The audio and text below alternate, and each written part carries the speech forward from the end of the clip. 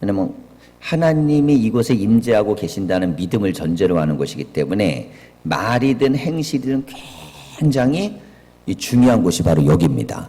예, 그래서 우리가 이제 성전 안에 들어오면 누구나가 다 이렇게 마음에 이 부담감들이 있잖아요. 이곳은 거룩한 곳이고 거룩한 장소다. 이런 마음이 있는데, 자, 예수님께서 성전 뜰에서, 그 뜰에서 당시에는 이제 제사장들이 허용한 가운데 매매 행위가 이루어졌단 말이에요. 근데 이제 이 매매 행위가 선교회에서 물건을 팔아갖고 선교회 자금을 마련하는 거하고는 좀 개념이 달라요. 예, 그거는 우리가 이제 물건 팔아 자금을 마련해서 좋은 데 쓰려고 하니까 사실은 조금 더 파이를 키워갖고 선한 일을 하려고 하는 것이고, 자, 그거는 제사장들이요, 그 상인들에게 리베이트를 받았어요. 그리고, 대신 상인들이 물건을 팔 수 있게 집에서부터 짐승을 갖고 오면 불합격 처리를 해주는 거예요. 그러면 집에까지 못 돌아갔다 오죠. 그러니까 가장 가까이서 할 수 있는 게 사는 거예요. 그러다 보니까 집에서 오는 게 잘 가져와도 불합격이니까, 야, 이건 굳이 그럴 필요 없구나. 사면 되는구나. 왜 제사장이 그래도 된다니까. 그래서 사람들이 사는데 물건값이라는 것은 기본적으로 현지에서 조정이 될 때 이게 파는 사람이 물건값을 조절하잖아요. 그러니까 좀 웃돈을 붙이는 거예요. 그래야만 제사장들한테 좀 띄워주고 또 뇌물도 정치권에 쓰고 막 이럴 수 있으니까 피해는 다 누가 봅니까? 일반적인 백성이 보죠. 자, 원래 제사 제도란 한 개인이 하나님과의 관계를 회복하기 위해서 그렇게 자기가 정성을 다해서 기른 짐승을 하나님께 드리는 겁니다. 내가 정성을 다해 길러야 돼요. 기른 것 중에서 흠없는 걸 드리는 것이에요. 자, 그게 제사의 원래 의미고, 제사장은 역할이 뭐냐면 그 제물이 제물될 수 있도록 안수하고, 그리고 그것이 하나님께 제물될 수 있도록 만들어주는 이게 중간자적 중보자 역할을 해야 돼요. 근데 중보자는 안 하고 삥을 뜯는 거야, 삥을. 참 인간들이, 나쁜 인간들이 있어요. 삥 뜯는 인간. 학교 다닐 때도 가장 나는 어른이 되고 싶었던 이유 중에 하나가 뭐냐면, 우선 우리는 좀 왜소하잖아요. 근데 아시겠지만 초등학교에서 고등학교 때까지는 등치 크고 주먹 센 애가 짱을 먹어. 대학교 이상 올라가면 고등학교 졸업하면 세상이 뒤집어 엎어지거든요. 세상은 등치 크고 주먹 센 사람이 대장을 못 먹어요, 세상은. 근데 고등학교 때까지 누가 짱을 먹냐면 주먹 세고 등치 큰 애가 먹는단 말이야. 근데 우리는 항상 그게 불리해.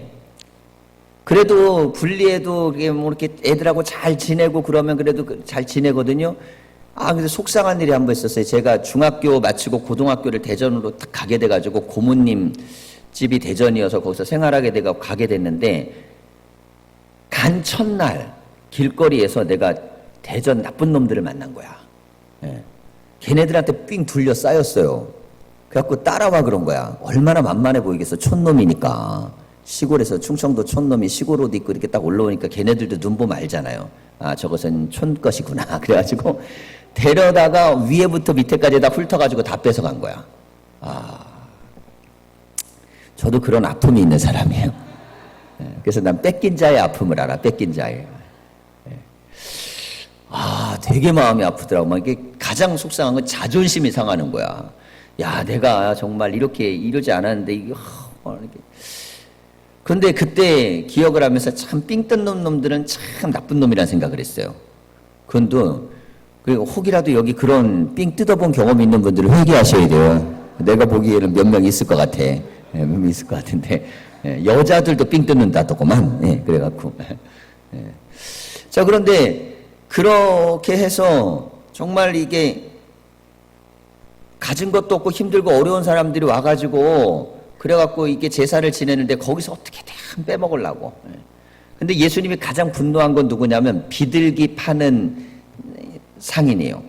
비둘기는 너무너무 가난해서 재물을 드릴 수 없는 사람에게 하나님이 배려 차원에서 짐승 말고 비둘기를 드려라 그런 거거든요. 이런 사람 거도 뺏어 먹는 거야. 그러니까 대형 마트 하루도 안 쉬고 한다는 게 얼마나 나쁜 놈들이죠, 그죠? 한 달에 한 번은 쉬어야 돼, 그분들도. 그래, 일하는 분들도 쉬고 그러지. 이게 사람이요, 많은 걸 가지면요, 남이 안 갖고 있는 거 하나도 먹고 싶다니까요. 진짜 그래요, 진짜 그래요. 그래서 저는 우리 집 얘기를 자꾸 하면은 자꾸 이거 흠이 되는데 하면 안 되는데 내가 우리 아내에게 항상 하는 말이 있어요. 이제 뭐 생활하고 이러다 보면 서로서로 대화도 하고 그러잖아요. 그럼 항상 내가 여보 내 동기들은 다 지금 힘들고 어렵고 개척기하고 힘들고 어려운데 수두룩해. 응? 그런 얘기를 항상 각인시켜줘. 왜 각인시켜주냐면 이게 각인이 안 되면요 그냥 상대적으로 느낄 수 있잖아요. 상대적으로. 그래갖고 항상 각인시켜줘. 그런데 사람은요 뭐 그런 마음이 들 수가 있어요. 왜 이 얘기도 왜 나왔냐면 이제 또 집에 가면 혼나 내가 이러면 혼나는데 왜 나왔냐면 우리 동생이 부목사인데 장로교 목사거든요. 사례비가 저보다는 좀 적을 거 아니에요. 그래도 얘네 나보다 더 잘 살아. 우리 집사람은 좀 그게 어느 때는 힘들고 어려운데 어떻게 저런 것까지 이렇게 저렇게 이게 나올 때가 있어요. 왜 나오냐면 내가 좀 도와줘야 될 때가 있잖아. 그럼 지들이 아껴갖고 이렇게 저렇게 하면 되지. 그거 나한테 이렇게 하고 그러면은 그렇게 저렇게 해요. 알아서 들으세요. 알아서 들어야 돼. 알아서. 근데 그래요. 야, 그래도 걔네는 이렇게 저렇게 힘들고 어렵고 우리가 많이 누리는 거야. 물론 이제 제 말도 맞고 아내 말도 맞아요. 그럼 뭐 그렇게 조금 힘들고 어려우면 자기가 살림을 잘 해야지. 잘하고 이렇게 저렇게 해야지. 근데 나름대로 또 누릴 건 다 누리는 것처럼 보이는 거야. 그 집에 가면 우리 집에 없는 게 다 있대. 여자들은 보는 눈이 있잖아요. 근데 물론 맞는 말이에요. 그거 일정량은. 근데 한편으로는 제가 이제 이런 얘기를 이제 한 거예요. 뭐냐면 사람이요. 저는 이렇게 생각합니다. 내가 가지고 있는 거 그거 그냥 감사하고요. 남이 나보다 조금 이렇게 사정과 형편이 안 좋은데 나보다 좋은 거 갖고 있을 때 있어요. 그럼 저분이 저거라도 없으면 어떻게 살까? 그런 마음으로 생각을 좀 넓혀야 돼. 근데 그러기가 쉽지 않아. 왜? 나하고 이해관계가 얽혀 있으면. 예? 그럴까요? 안 그럴까요? 이해관계가 얽혀 있으면요. 괜히 서운할 때가 있어요. 근데 그렇게 됐더라도 좀 항상 어떤 마음을 가져야 되냐면 내가 조금 더 넓은 마음을 갖고 이렇게 저렇게 해야지 이런 마음을 좀 가지셔야 돼요. 그게 되게 좋은 겁니다. 근데 그게 쉽진 않아요. 왜 쉽지 않으면 인간의 마음 속에는요. 정말 더 갖고 싶은 마음이 있어요. 보면 갖고 싶고 또 크면 갖고 싶고 보면 갖고 싶고. 제가 이제 자가용을 여기 왔으니까 이제 탄지 한 2년 됐잖아요. 그전에는 제 개인 자가용은 좀 있었어요. 부목사 할 때. 그것도 뭐 제 돈을 산 건 아니고 좀 보태주셔가지고 그래갖고 이제 있었는데 근데 뭐 이렇게 하다 보니까 헌금을 내야 돼서 팔아갖고 그냥 헌금 내고 막 그랬거든요. 지난 7년 동안 있을 때는 제가 이제 스타렉스 끌고 다녔습니다. 예. 여기보다 교회가 2배나 크잖아요. 예. 그러면 어디 가면 물어요. 자가용 없냐고. 근데 왜 제가 자가용을 안 끌었냐면 교회가 빚이 있었어요. 빚이 있었는데 자가용을 끌고 거기다가 기름을 집어넣고 이렇게 얼마든지 할 수 있어요. 왜냐하면 장로님들이 사주겠다고 막 그렇게 했었거든요. 근데 제가 교회 좀 다 빚 갚고 나서 그때 하자고. 그러고 나서 빚을 내가 다 못 갚아가지고 거기서 좀 남겨놓고 왔거든요. 그래가지고 이제 자가용을 결국 못 탔어요. 그렇게 못하면서 고민을 했어요. 왜냐하면 이제 이 김진우 목사님이 그쪽으로 갈 때 자가용을 가져가게 되면 그 교인들이 대번에 그런 생각합니다.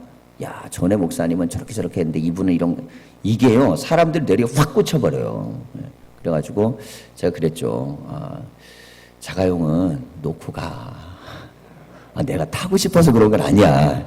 솔직한 얘기로 말씀드리는 거되고 오해하지 마세요. 네, 놓고 가. 왜냐하면 가져가면 거기 가면 사람들 보는 눈이 그러더니 1년도 안 돼 사주더라고 교인들이. 새 차로. 그래서 알게 됐어요. 그냥 사람의 마음을 좀 비우고요. 이렇게 저렇게 하면 다 또 하나님이 채워주세요. 근데 더 좋은 걸 갖고 만들고 이러고 싶은 마음들이요. 사람마다 있을까요? 없을까요? 그걸 끊어낼 수 있는 용기는 굉장히 중요한 것입니다. 나는 만약에 교회에 왔는데 이게 만약에 차가 없잖아요. 그럼 난 스타렉스 타고 다녀요. 전에도 있을 때 부교역자들은 자가용 다 있었어요. 저만 없었어요. 되게 미안해하면서 탔거든요. 미안해하면서 탔는데도 그러니까 내가 더 당당해지는 거 있지 막. 큰 소리를 나한테 아무도 못 쳐. 왜냐면 자기들은 막 되게 좋은 차 타고 다니거든. 장로님들, 뭐 권사님들. 이분들 좋은 차 타고 다니니까 내 앞엔 큰 소리 못 쳐. 난 설교 때 하고 싶은 말 다 했어요. 왜? 소유를 많이 갖고 있지 않으면요, 하고 싶은 말 다 할 수 있습니다. 그런데 목사가 만약에 많이 누리잖아요? 그러면 그때는 입장이 달라집니다, 교인들이. 다 교인들 빚값으로 헌금 갖고 누리는 거잖아요, 솔직한 얘기로. 그렇게 돼버리면 이게 부딪힐 때는 은혜가 안 돼요. 영적인 능력과 힘이라는 것은 어디에서 나오는 것이냐면 소유를 얼마나 컨트롤 해낼 수 있는 막 그 결단과 용기가 있냐인데 이게 사실 쉬운 거 아닙니다. 굉장히 어렵습니다. 이게 보통 어려운 게 아니에요. 근데 제가 왜 그런 결단을 하게 됐냐면 예전에 교육전도사 때인데요. 교회 안에서 이게 어떻게 대화를 하다 보면 바깥으로 소리가 흘러나오잖아요. 소리가 흘러나오는데 담임 목사님하고 재무부장님이 한판 붙었어. 왜 붙었냐면 차종을 뭐를 선택할까를 갖고 한판 붙은 거야. 그래서 말씀이 담임 목사님은 한 급 올리는 거고 그땐 권사님인데 그분은 한 급 내리는 거였어요. 이걸 가지고 사택에서 이렇게 소리가 바깥으로 나오는데 제가 굉장히 시험에 들었습니다. 그때. 왜 시험에 들었냐면 야, 목회를 이렇게 치사하게 해야 되나? 뭐 주기 싫다는 걸 왜 받으려고 그러고 싫은 걸 왜 저런 식으로 마음을 가져야 될까? 그럼에도 불구하고 잘못 인식하면요, 어차피 한 번만 거쳐야 되는 단계니까 거치고 그 다음에 가자, 이게 걸림돌이 돼버려요. 그런데 그때쯤에 대전에서 아주 부흥하는 한 교회가 있었어요. 근데 거기는 목사님이 전략을 반대로 세우셨어요. 일부러 중고차 프라이드를 사가지고 수천 명씩 모여가는데 1000명 이상씩 막 올라가고 있었거든요. 중고차 프라이드를 사갖고 돌아다니는 거야. 대전 시내 감리교회마다 다 난리가 난 거예요. 야, 그 교회는 막 그렇게 하면서 교회가 저렇게 됐는데 목사님은 차 사주면 갖다 팔아갖고 헌금하고 그래갖고 프라이드 사갖고 중국은 털털털털 타고 다니고. 그래도 그게 교인들한테는 좋았나 봐. 저는 꼭 그래야 된다는 이야기를 하려고 그러는 게 아니고 무슨 이야기를 하려고 그러냐면요, 신앙에 있어서 얼마나 내가 소유에 대한 부분에 대해서 내려놓을 수 있는 힘이 있느냐에 대한 부분은 영성과 깊은 관계를 맺고 있습니다. 이게 물론 뭐 인정이 안 되는 분들이 있을 수도 있죠. 축복이라고 얘기하면 뭐 예전엔 축복에 대한 이야기를 이렇게 얘기하는 분도 있었어요. 어떤 차를 타느냐가 축복이다. 어떤 차를 타느냐는요, 그건 축복의 문제가 아니고 그냥 리스에서 탈 수도 있고 빚내서 살 수도 있고 어떻게 살 수 있어요. 그 안에 타고 있는 사람이 어떤 사람이냐가 축복인 거예요.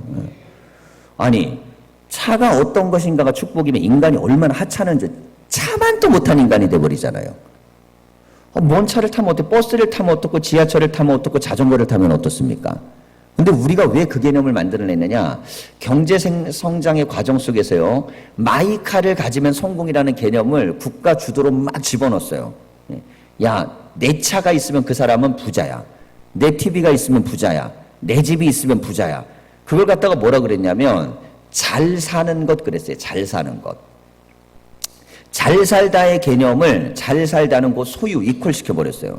근데 그 문화 속에서 자라다 보니까 교회 안에 목회자들도 다 그 문화 속에 자랐잖아요.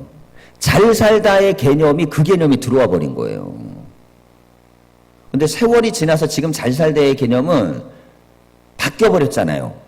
그때 가난했던 시절에는 몇 평짜리로 가느냐, 어떤 차를 타느냐, 뭐 어떻게, 그게 잘 살다인 줄 알았는데 시간이 지나 보니까 그게 잘 살다가 아니에요.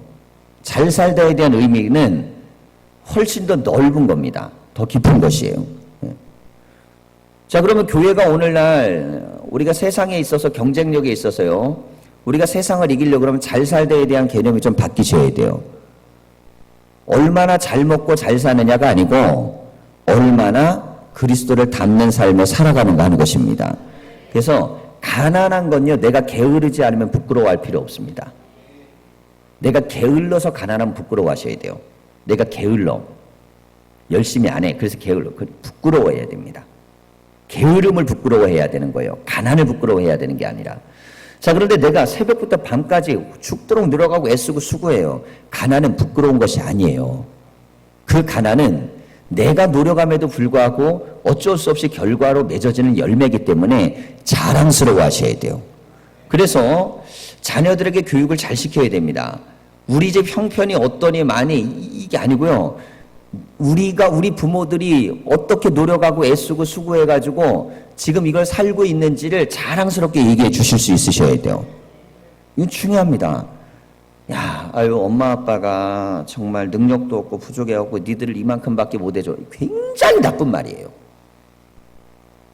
그거보다 나쁜 말이 어디 있어요?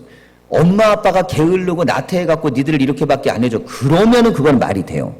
그 부모가 그거 나태하고 게을르니까 못해줬으니까. 근데 그게 아니고 내가 열심히 살고 최선을 다했는데 이거밖에 못해줘. 그땐 가르치셔야 돼요.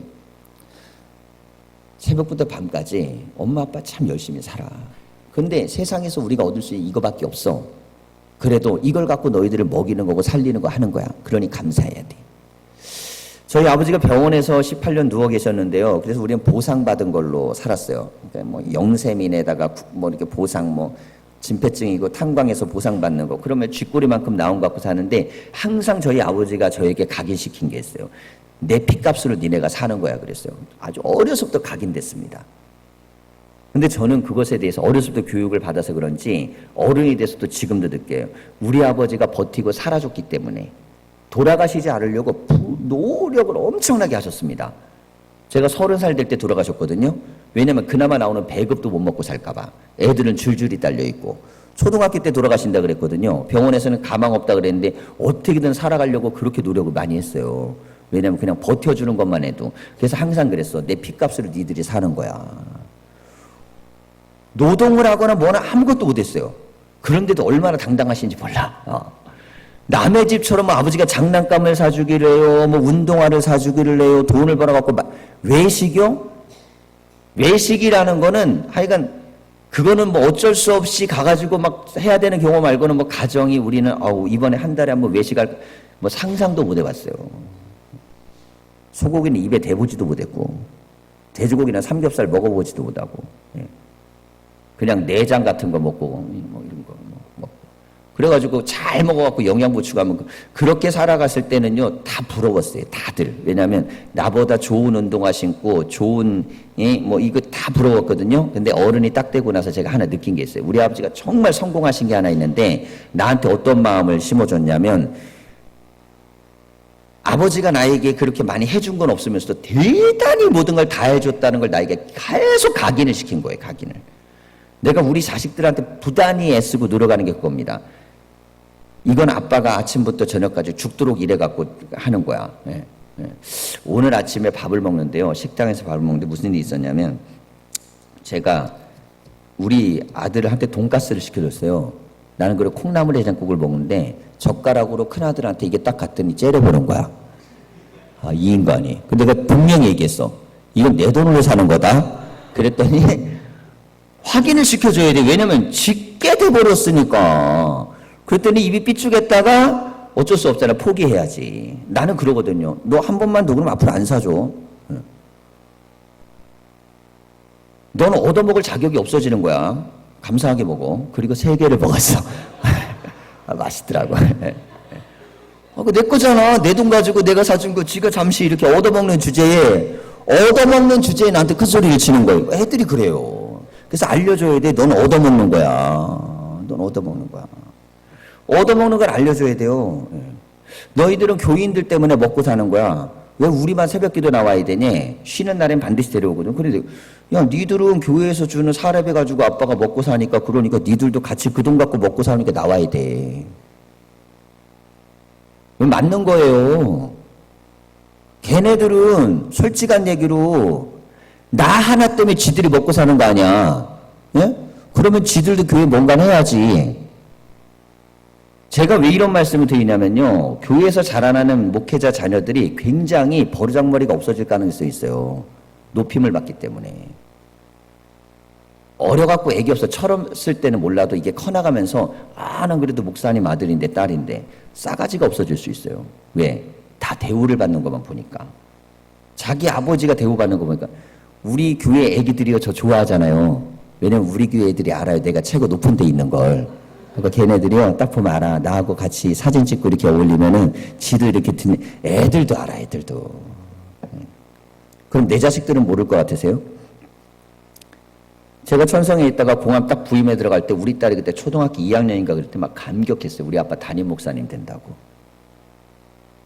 막 감격해서 막 우리 아빠 담임 목사님이에요. 담임, 얼마나 얘기를 하고 돌아다니든지. 만나는 사람마다 담임 목사, 그냥 목사님이 아니고.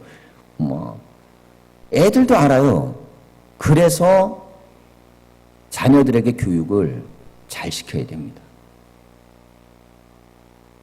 그래서 우리가 중직자들 자녀들한테 교육 잘 시키셔야 돼요. 교회 안에서 신앙생활 오래 한 분들 자녀들 교육 잘 시키셔야 됩니다. 제가 뭐 잘하는 건 아니지만 적어도 그런 마음을 갖고 자꾸 시키셔야 돼요. 그렇지 않으면요, 텃세 잡게 되고요, 힘하게 되고, 이 사람들 때문에 남들 들어오지도 못하고요, 그냥 거기 확 눌러 앉아버리면 남들 빈틈도 안 생겨요. 자기들도 몰라. 그걸 내가 맡고 있다는 걸 몰라요. 여러분, 교회는 하나님의 백성의 기도하는 집입니다. 누구든 올 수 있는 곳이 돼야 되고, 누구든 은혜 받을 수 있는 곳이 돼야 돼요. 그래서 여기에서 뭘 얻으려고 하는 마음보다는 어떤 마음을 가져야 되냐면 주어진 모든 것에 자꾸 감사하는 훈련을 하고 노력을 하셔야 됩니다. 그래도 제가 우리 교회는 감사한 게 뭐냐면요, 교인들이 별로 이렇게 욕심이 많이 없어요. 참 착하고 욕심 없고, 그리고 마음들이 참 순하고 좋은 분들이에요. 이게 얼마나 감사한 건지 모릅니다. 근데 막 이렇게 막 어디 가보면 와, 머리가 아플 정도로 욕심 많은 분들이 많아요. 야, 저거 꼭 안 하면 죽을 것처럼 저렇게 하셔야 되나? 막 그런 분들. 자기 아니면 안 된다고 꼭 저렇게 생각해. 꼭 교회에 2명씩 있어요. 2명씩. 근데 2명 사라지면 2명 또 나타나. 아, 진짜 골치 아파요. 왜냐면 그 답나봐. 그 2사람이 하다 나가버리면요, 한 사람 있으면 꼭 상대방이 나와요. 그게 둘 나가면 또 둘이 나와. 그게 똑같이 배워서 나와. 여러분, 은혜교회는 그런 분들이 없어야 될 줄 믿습니다. 여러분, 우리 교회는요, 누가 더 내가 뭘 가지려고 노력하는 게 아니고 어떻게 하면 하나님 앞에 모두가 나와서 은혜 받고 행복하고 기쁠까, 이런 생각을 하셔야 돼요. 그래서 신앙생활에 오는 누구나가 다 기쁜 곳이 돼야 되고 행복한 곳이 돼야 되고 이렇게 돼야 돼요. 그러니까 여기서 소수만 누가 특권을 누리고 얻고 막 이렇게 되는 교회가 되면 안 됩니다. 교회가 시험거리가 생기는 경우들이 몇 가지가 있는데요. 기본적으로 제가 보기엔 가장 중요한 문제 중에 하나가 돈 문제가 생길 때예요. 돈. 예. 돈 문제가 생긴다고 그랬을 때, 우리 목사님 왜 이렇게 돈을 많이 써? 그러면 그때부터 시험이 생겨요. 그 누구부터 생기냐면 재무부부터 많이 나와요. 그건 재무부는 집에 가고 자기 남편, 아내한테 다 얘기를 해. 그러면 그 사람들은 속해 가서 얘기해. 그럼 성교에서 또 퍼져. 그러면 목사만 몰라. 뒤에서 사람들이 욕하고 있는 걸. 왜냐면 내 앞에 와서는 잘하거든요. 그래서 교회가요, 은혜가 떨어져요. 여러분, 재정과 물질에 대해서 하나님과 교회를 위한 헌금과 헌신은 모든 교인들이요, 이걸 하나님의 물질이라는 생각을 갖고 계셔야 돼요. 그래서 그런 걸 갖고 우리 교회는 절대 시험거리가 생기면 안 됩니다. 시험거리가 생기면 안 돼요. 뭐 이렇게 개인적인 얘기를 하면 교인들은 목사님 왜 개인 얘기 많이 해? 근데 그렇게만 생각하지 마시고 그냥 목사를 통해 갖고 나에게 준 메시지가 있나 보다. 예를 들면 제가 이제 대전 신방을 많이 가잖아요. 그러면 톨비는 제가 신청을 안 합니다. 얼마 나오지도 않아요, 사실. 근데 재무부에서는 저한테 그랬어요. 목사님, 영수증 항상 없어도 되니까 와서 그냥 말씀하세요. 근데 기름값은 솔직히 내가 그걸 안 되면 왔다 갔다 이게 자가용이다 보니까 많이 들어갔고 마이너스가 좀 많이 생기는 부분이 있어요. 운행까지 하고. 그것까지 안 하면 조금 제가 좀 어려우니까 기름값은 제가 딱 정해놓고 많든 적든 하지만 나머지 부분은 제가 그냥 다 해결합니다. 그걸 왜 해결하냐면 그 안에서 다 목회가 될 수 있도록 다 이렇게 다 준 거고, 또 하나는요, 안 되면 하나님이 다 채워주세요. 다 채워주신다. 어떻게든 하나님이요, 내가 좀 부족하면 딴 루트를 통해서 만들고 어떻게든 만들어요. 근데 일일이 하나하나 이렇게 다 해가잖아요. 그러면 그것도요, 계속 영수증 많이 들어오면 안에서 불편해요. 자, 선교 회비 같은 경우도, 자, 이제 제가 처음에 왔더니만 이제 한 달에 한 번 월초에 받는 헌금 있죠. 이거 목사님이 전권으로 쓸 수 있어요. 아시죠? 네, 그렇게 돼 있어요. 교회계획의 결의사항이고. 그래서 이거는 목사님이 선교비로 뭐 어려운 교회를 돕든지 뭐 이렇게 힘든 분 혹은 누가 찾아오면 식사비라도 하라고 이렇게 권한을 줬어요. 근데 제가 오자마자 그 재무부에 딱 반납했습니다. 왜냐하면 그게요. 돈이 커지면 목사는 사람이기 때문에 내가 인마이 포켓은 안 하지만 그러나 그건 딱 교인들이 헌금한 돈이잖아요. 물론 목사님에게 그런 권한을 줘가지고 선한 일에 쓰도록 하는 교인들의 자세는 아마 부흥회하고 나서 내가 보기엔 그랬을 가능성이 있는데 부흥회하고 나면 강사님들이나 오셔가지고 목사님이 이렇게 선한 일을 하도록 탁 드리고 이렇게 하라고 하시는데 저는 좀 반대 개념을 갖고 있는 사람이에요. 그러니까 목사님들마다 생각이 똑같진 않아요. 왜 다르냐면 이게 금액이 작을 때는 서로가 시험이 안 됩니다. 근데 예를 들어 우리 교회가 커져갖고 내가 한 달에 한 300, 500을 만지잖아요. 그때 입장 달라져요. 교회 모든 사무에 대한 부분은요, 재정이 알아야 됩니다. 목사가 내 사례비 빼놓고는 교회 모든 운영되는 부분들을 교인과 자꾸 공유를 해야 돼요. 그래야만 제도와 규정이 우리를 깨끗하게 만드는 거예요. 인간 자체는 결코 순결하고 깨끗할 수 없습니다.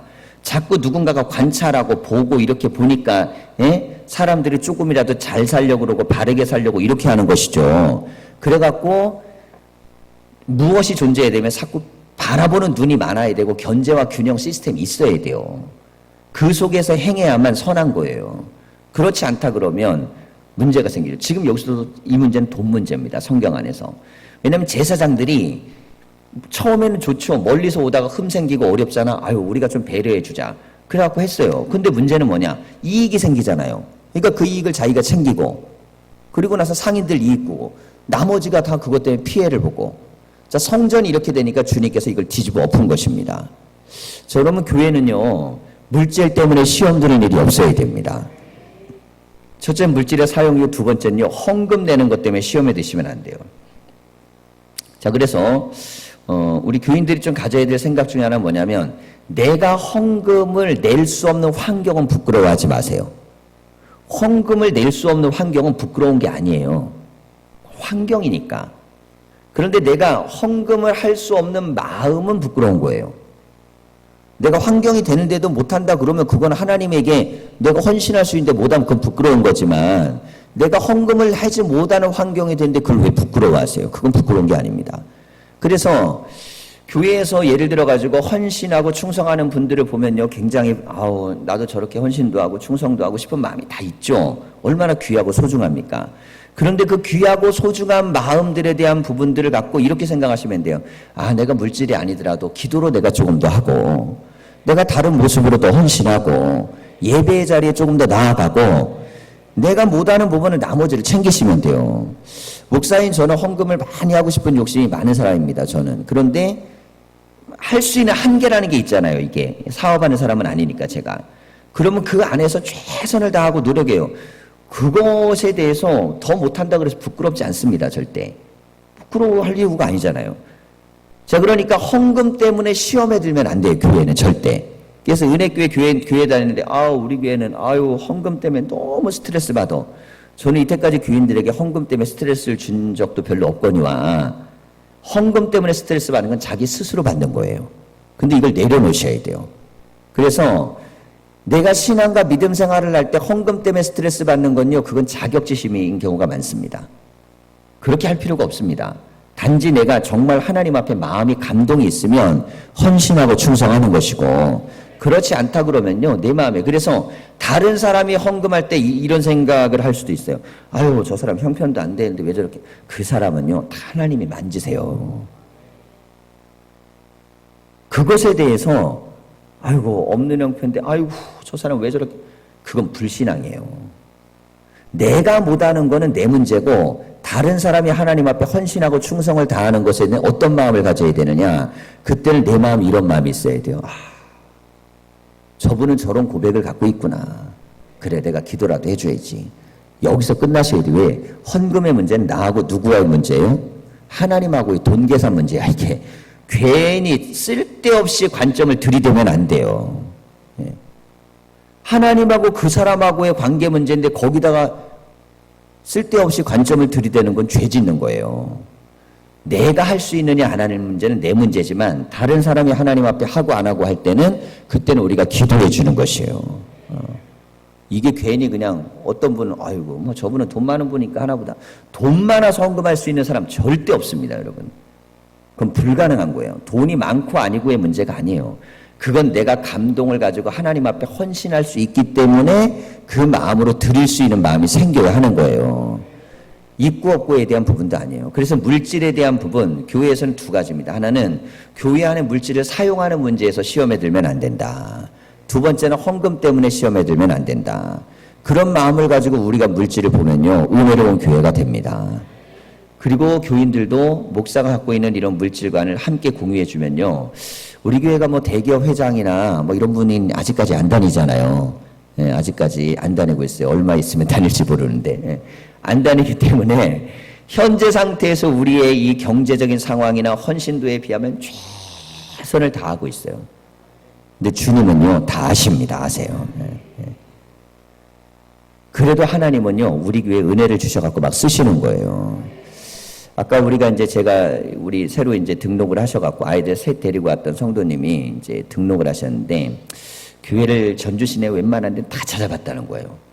그러다가 어딘가 오늘도 가서 예배를 드려야지 가다가 차를 가는데 결국에 못 찾고 돌아오다가 우리 교회가 이게 통유리를 냈잖아요. 애들은 여기 한번 들어가서 놀아보고 싶은 거야. 예. 그래, 오늘은 한번 여기 한번 들어오자. 그래갖고 들어왔던 게 3달이 돼갖고 오늘 등록을 한 거예요.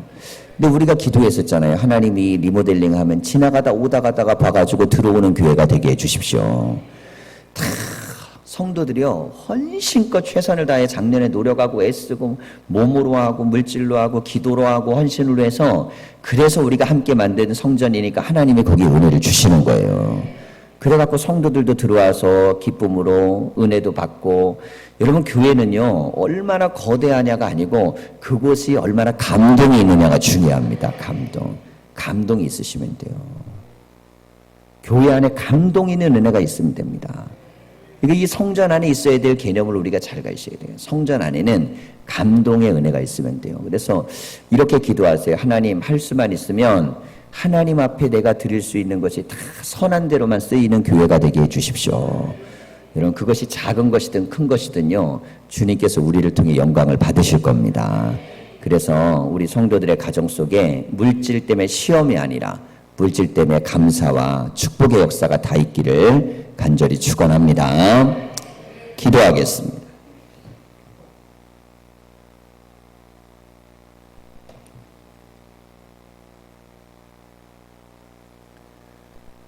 살아계신 하나님, 우리의 삶의 자리가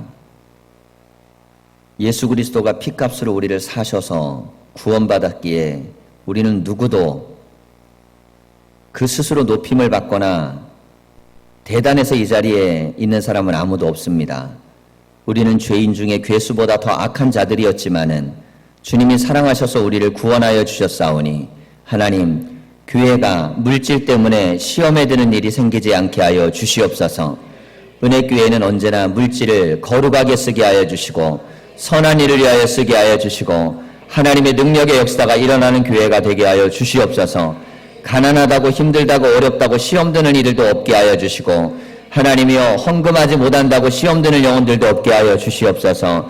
오히려 우리는 주님께 우리가 헌신하고 나아갈 때마다 주님의 의시는 감격과 기쁨과 은혜가 있게 하여 주시고 우리 교회는 물질 때문에 은혜와 축복이 있는 교회가 되게 하여 주시옵소서.